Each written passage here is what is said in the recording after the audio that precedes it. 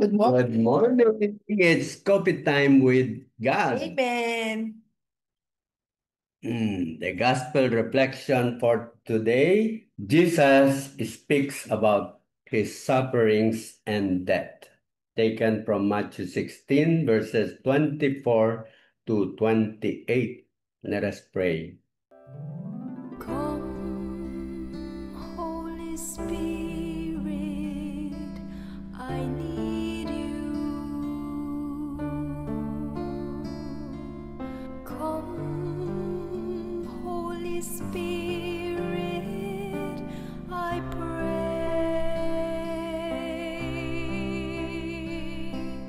Come with your strength and your power. Come in your own special way. Come like a spring in the desert.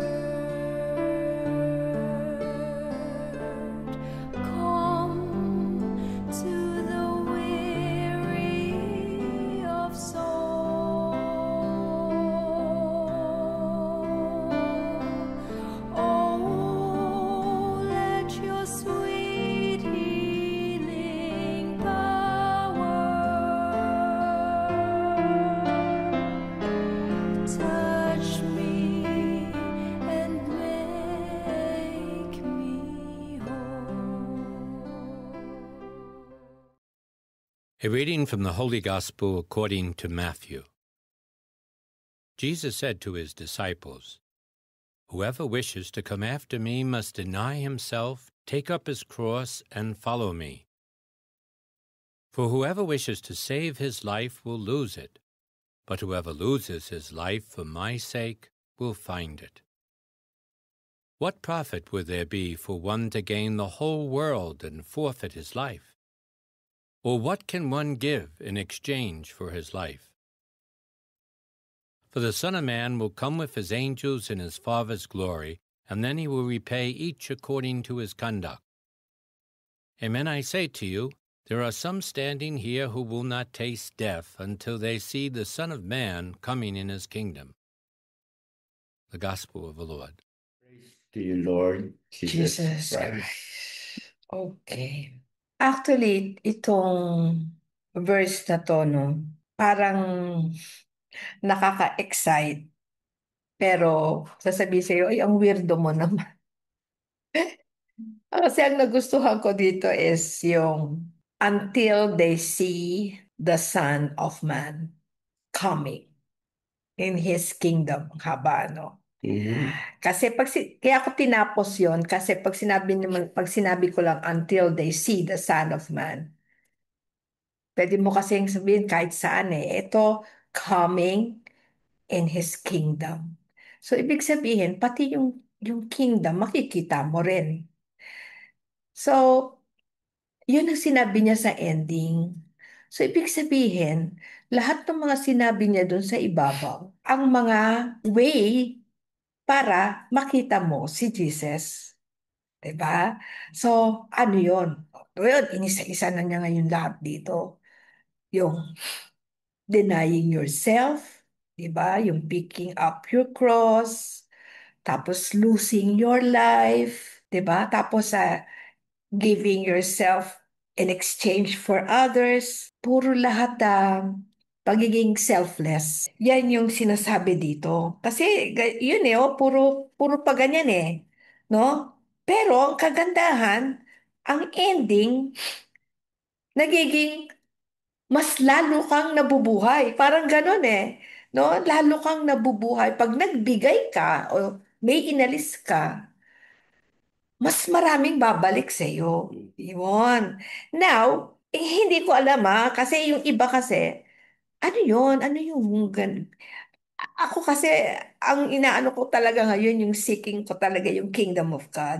So, parang sinagot talaga niya to na to see the kingdom will not Actually, yung not taste that, hindi ko na yan enough. Kasi ang gusto ko lang talaga yung seeing the Son of Man coming in His kingdom. Na meron talagang Son of God, no? Yung galing sa langit, na si Jesus nga, na parang ipinatupad niya na nabuhay siya. Mm. Di ba meron dito na yung resurrection yon. Tapos, makikita ko siya.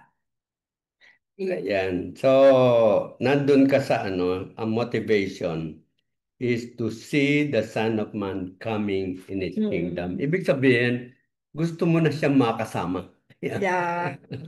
Yun. So, yun yung kanya inihintay mo. Tama yon. Kasi ako, ang kinuha ko yung ano motivation din. Sabi kasi niya, He will repay it according to His conduct. So, yun kasi, ang sinabi naman ni Jesus, sino ang babayaran niya? Sino ang reward niya? Yan, tama. So, yun sabi ni Jesus, whoever wishes. Dalawa yun wishes to come after me and wishes to save his life. Yun, yung wishes to come after me, ang kanyang command is for you to deny yourself, pick up your cross, and follow me. Actually, yung ang importante ron yung follow me.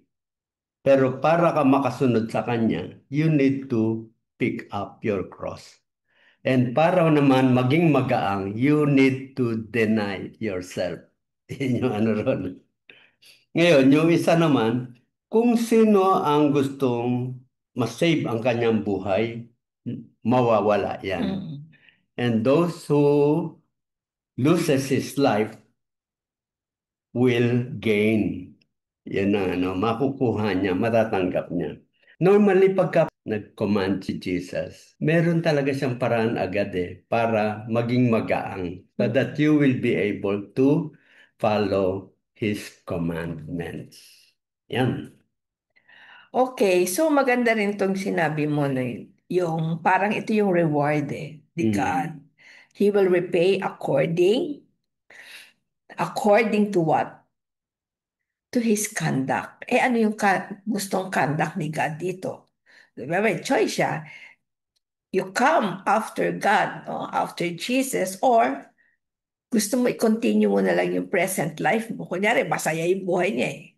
Continue niya yon. Kasi pag nag-come after kay God siya, meron siyang mga i-give up. Kontento na siya sa buhay niya eh. Mahirap yon, di ba? Pero, tingnan mo ang kagandahan. Okay? So, yun yung yun yung message. So, dito na ako sa, message na ako ngayon. So, i-continue ko doon, no? So, pagka ganun, pinakita niya, no? Pinakita niya sa atin na mahirap yon. Common sense parang psychology na bakit mo gustong ituloy yung buhay mo? Kunyari, kasi syempre, normally gusto ituloy yung buhay na nangyari sa kanila kasi kontento sila masaya sila ngayon or siguro mayaman sila, walang problema, ganyan. Kung sasama ako kay God, iiwan ko ito, mga ari-arian. So, ang dami madami na akong gustong gawin, iiwan ko. Ang ganda kasi. Pero mo, pinapipili ka tapos meron ng agad sagot kung ano yung mangyayari sa iyo. Ano ka ba? Hello! Sabi ka na, ano ka ba? Ang kapalit niyan yung kingdom of God. Yung kingdom na sinasabi natin, dito lang yun sa mundong ito. Yung kingdom of God, forever yun. No, habang buhay. Yung feeling mo na masaya, madadala mo yan. Yun, kay God. Yung mas pa. So, may choice. Tanga ka na talaga. Pag mali pa rin yung pinili mo, talagang Sugarol ka. Ganon. Nakipagsugal ka. Hinihila ka na ganito Yung yan yung sinasabi. Hinihila ka ng angel, hinihila ka ng demonyo, di ba? So, doon talaga lalabas kung kaya nga, maganda yung sinasabi na meron tayong free will. Kaya habang hinihila kang ganon, alam mo yung mangyayari, sumama ka sa demonyo, di ba? Ay, demonyo, hindi dyan. Dito, demonyo. Choice mo yon. If you want to go to hell, it is your choice. Yan. So, choice mo yon. Yeah. Kaya talagang ang ganda nitong balik-balikan. Kung meron kang choice sa buhay mo na parang ayaw mong i-release. Kasi kasi yung choice is to be with the Lord sa mga service, sa mga gawain, or something you have to give up, hindi mo magawa. Mm. Yun. So, para sabi mo nga, importante mga choices natin. Kasi doon tayo, kung saan tayo dadalhin eh. So, ano ang choice na binibigay sa atin dito? Susundin mo ba? Susunod ka ba sa ating Panginoong Hesus? No? Gugustuhin mo bang mawala ang buhay mo? So, puro mahihirap yon. Pero this is an affirmation. Itong gospel na ito is an affirmation kung paano nga na yung deny yourself. Ang deny yourself kasi parang kalimutan mo na lahat yung mga gusto mo na makuha. Mahirap yon. Actually, kaya ako nakita na mahirap yon. Kasi lahat ng tao, ang tendency is to, akin Please. to, makuha ko ito, Yourself. maganda, tama, to please yourself. And pleasing yourself, yan ang nagbibigay actually ng mga sufferings. Di ba? Kasi hindi mo kontrolado yung mga gusto mo eh.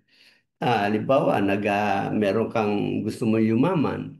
You are not, wala kang control sa mga customer kung anong choices nila. Tsaka, Diba? syempre, ang focus mo sa business. Yung family mo, medyo diyan muna kayo sandali. Dito tayo. Ayun. So, yung pamilya mo naman, napapabayaan mo because you are focusing on what you want to Yeah. do. Meron kang plano. Pagka gusto mo, siyempre, yung plano na yan, mangyari. Ngayon, kung halimbawa tayo sumusunod sa ating Panginoon, di ba, pagka sinabi, basta kung ano kalooban ng Diyos, that is already denying yourself.